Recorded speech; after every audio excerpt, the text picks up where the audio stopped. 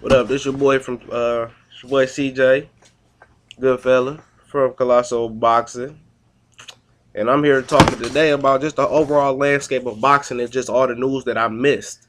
Not shooting a video. I've been going through situations. So, I mean, I'm with Colossal Boxing, part of the Four Horsemen, and now on this channel, we've decided as a group we have Colossal Sports Zone, so we're gonna be doing more than just boxing on this page and just combining it in one hockey, golf, whatever whatever the major news is, and just to keep you in tune with it. So I'll be doing a NFL info draft later on after this, just to everybody see what my thoughts is on that.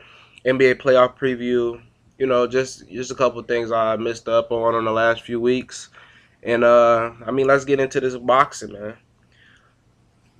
Peter Quillin versus Luke Kalakanen. I'm sorry, I can't pronounce my man's name. It seems like Gabriel Rosado put out the blueprint for how to beat Peter Quillin, and there's pressure, and Quillin can't fight on the inside. And I always felt one of Quillin's biggest weaknesses was not just his experience only having 10 or 15 amateur fights. I feel like it was just him just being hook happy. He's a hook happy type of fighter. And the hook is a good punch to be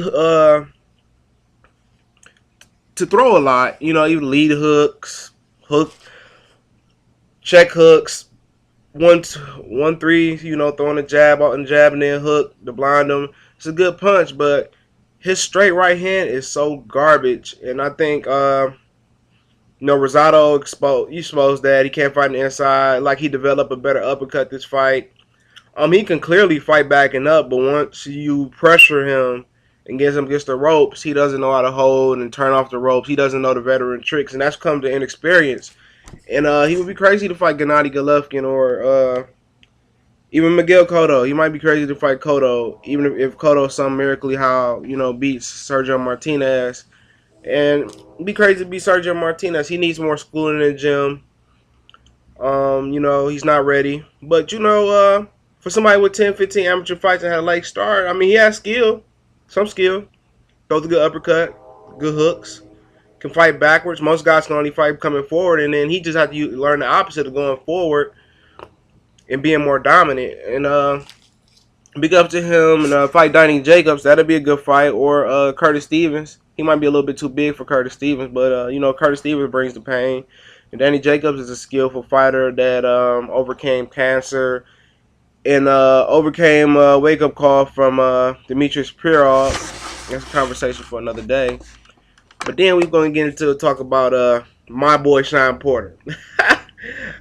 People don't like these boys from the Midwest are real, dog. That's something where the best boxers come from all time is from the Midwest. You know what I mean? From Sugar Ray Robinson to Floyd Mayweather, James Toney, Joe Louis, Chris Bird, the list goes on and on, you know what I mean? So many great boxers come, Aaron Pryor, so many great boxers come from this area, and two of the premier boxers from this area are Adrian Broner and Shawn Porter, with Shawn Porter's being underlooked because he doesn't have that personality that Adrian Broner has, and he's from Cleveland, and Cleveland and Cincinnati obviously have a big rivalry, and he doesn't have the personality, but eventually for him, I knew that his skills would pay off and his toughness and his ability to come down from the 154 pounds and from the 160 pounds in the amateur to come down and get a nutritionist or, just eat better and have more time to squeeze down the welterweight would help him. He had the little hiccup with Julio Diaz, but it's always that one guy that's experienced veteran. Even if he was a lightweight, he's an experienced veteran. So that was what it was. And I think Paulie pretty much based his hypothesis on how to. He wasn't a skillful fighter on that.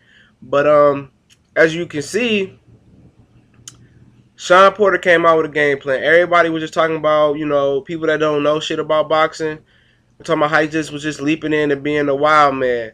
No, he used the jab. He out jabbed Paulie with effective more jabs. Alright, I don't know the copy boxes. I don't really believe in copy box when it comes to scoring fights because it's bullshit. But he landed the more effective punches in my effective jabs in my opinion. And Shawn Porter jab. He was single jabbing, filling Paulie out.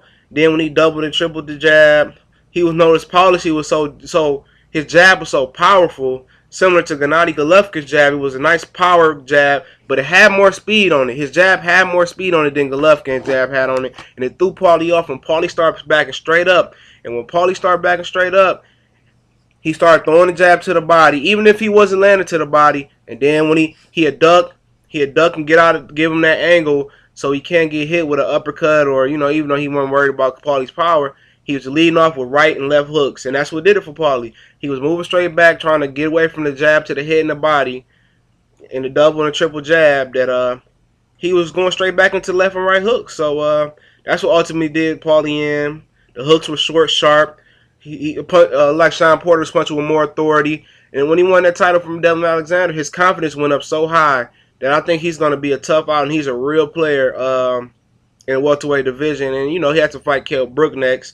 And I wouldn't be surprised if Kell Brook pulled out. I mean, Kell Brooks is a strong guy, and his rumor is he might not can't make the 147 weight limit. He's a bigger guy. But he has Kell Brooks has some athletic ability. But he had his hiccup versus Carson Jones and came back and dominated and showed the ability to adjust and not get wavered. But he comes over here, he's going to get his ass whooped. And that's what it is. I mean, if I was him, I would hold out for a $5 or $8 million fight with Amir Khan also, because he has the power to knock Amir Khan out. And you can make a name off of that. Kell Brooks was offered the Bradley fight and the Alexander fight 3 times.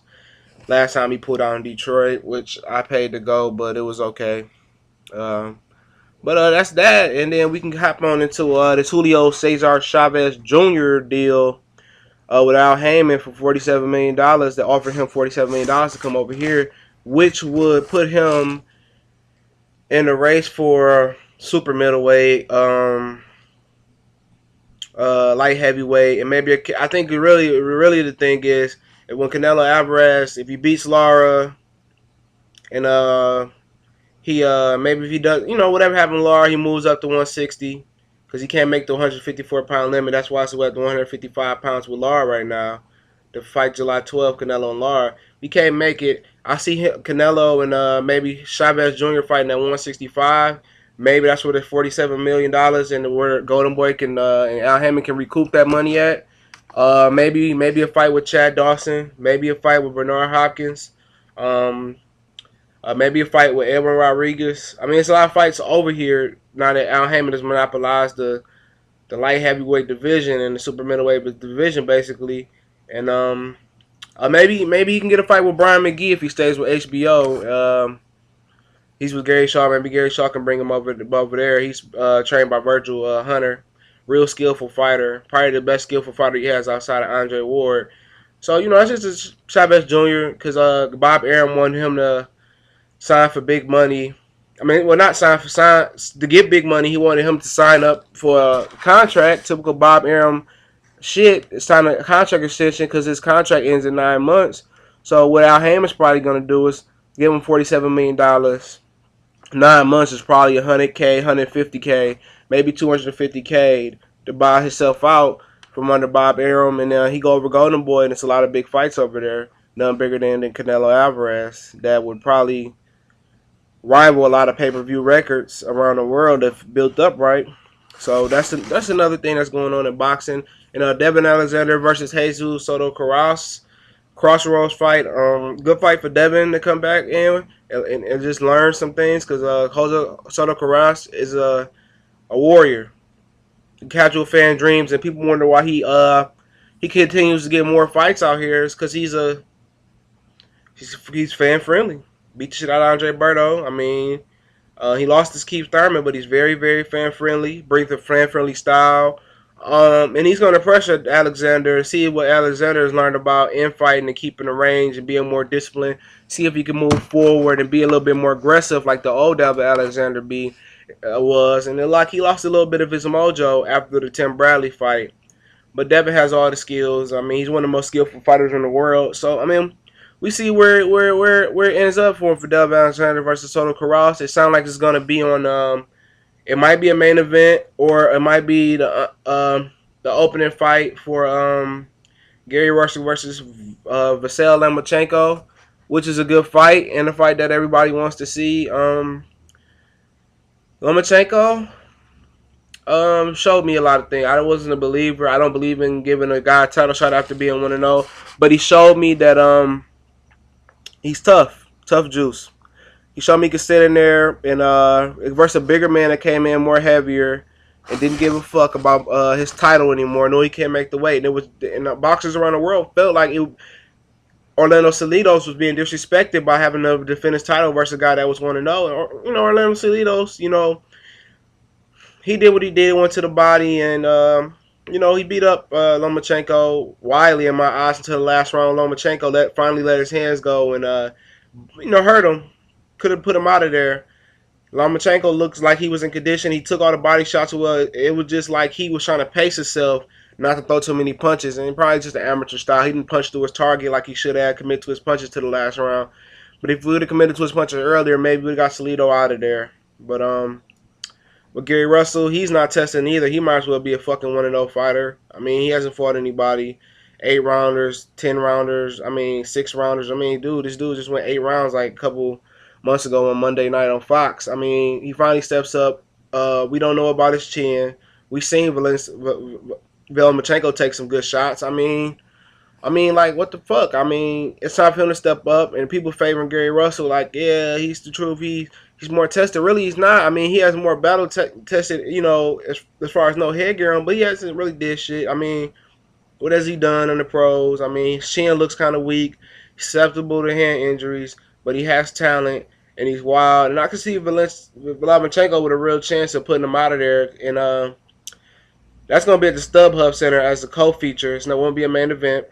But Golden Boy won that purse bid by a couple thousand over Top Rank. So it's going to be on Showtime. And only way you can force Golden Boy and Top Rank to work together right now is through purse bids and belt mandatories. And I think Chavez Jr., if he signs with Al, I think that would really shift a lot of things over. A lot of guys are going to go over there looking for fights. So HBO might be hand-tied. Showtime might have them by the balls and have to work with some of their fighters. How about Bernard Hopkins? The dudes, it seemed like all the older guys, like him and Floyd Mayweather, they all have that straight right hand. It's like that's their predominant weapon. We used to know Floyd for using the lead left hand and the left hand hooks a la Diego Corrales fight, but it's all about the straight right hand. It's like the old ancient karate chop or some shit. And Bernard Hopkins unveiled. He been using it for a while, but today he always said he just throw it. You don't think about throwing the right hand. You just throw it. He threw it and he knocked Shumanov down. And what was the crazy shit about it is a lot of people didn't know that Shumanov don't have a damn trainer.